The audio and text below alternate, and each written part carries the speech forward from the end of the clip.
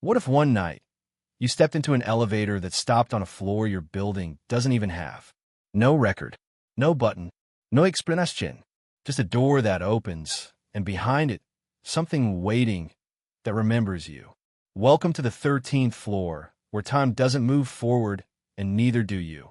It started with a power flicker, just one of those brief, half-second blackouts that makes your lights blink and your electronics groan. But the real story began 3 nights later when Sarah entered her office building's elevator at exactly 9:47 p.m., the same time she always did when working late at Merrow and Finch Legal, a New York firm known for defending the city's darkest clients. But this time, when she pressed the button for the 14th floor, something strange happened.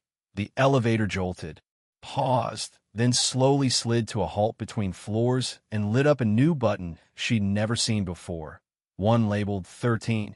Even though the building had always skipped from 12 to 14 like every other skyscraper, too superstitious to acknowledge the floor no one wanted to work on. And the strangest part was she didn't press it. The button lit up on its own, softly glowing red like the dot of a sniper scope. And before she could react or press the emergency stop, the elevator doors opened with a mechanical groan that sounded far older than the polished steel of her modern high-rise should allow, revealing a hallway bathed in sepia-toned light and the musty scent of damp stone, as if she'd been transported to a different building altogether, or maybe a different time, because this floor looked nothing like the law office above, and everything like the old photographs of the original Merrow and Finch from the 1920s. Complete with brass wall sconces, rotary phones ringing off their hooks, and people in pinstriped suits walking past her as if she wasn't even there. And just as she was about to step back into the elevator, she noticed that it was gone. No buttons, no door, just a solid wall behind her. And so, with her phone dead and her senses screaming that this couldn't be real, Sarah walked deeper into the corridor, past warped portraits of people she swore looked familiar but couldn't place, until she found a room with her name scratched into the door in the same cursive lettering used in the firm's century-old letterhead. And inside that room was a desk, a mirror, and a case file labeled Client Sarah C. Moreno, Case ID 13-47-9.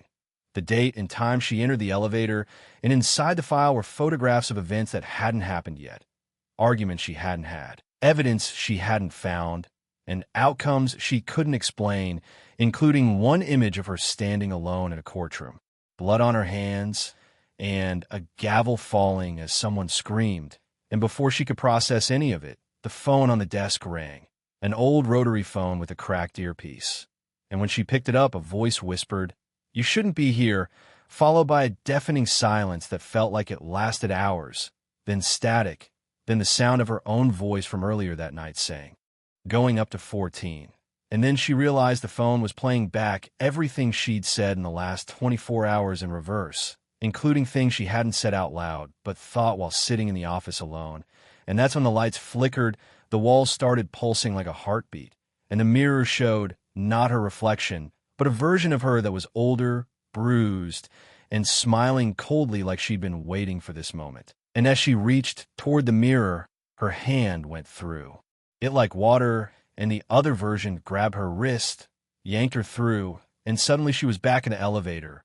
Only now the button panel had every floor numbered 13, and all of them were glowing red. The elevator began moving downward and kept going past the basement, past the sub-basement, past anything that should exist in physical reality as the walls closed in and voices whispered case numbers, legal confessions, and secrets Sarah had buried deep. The kinds of things you never expect to surface again, until the doors opened one last time and revealed a courtroom where the jury had no faces and the judge was her mirror self, gavel raised, saying only, "You judged others, now it's your turn." And Sarah screamed, but no sound came out because by the time the cleaning crew found the elevator 3 hours later stuck between floors, she was gone. No trace, no records of her ever working there. And when they checked the building's blueprints, they discovered something even stranger. There had never been a 14th floor, never even a 12th or 15th, and the building itself, registered as Merrow and Finch, had been torn down in 1971 after a massive fire killed 13 employees who were trapped in the elevator.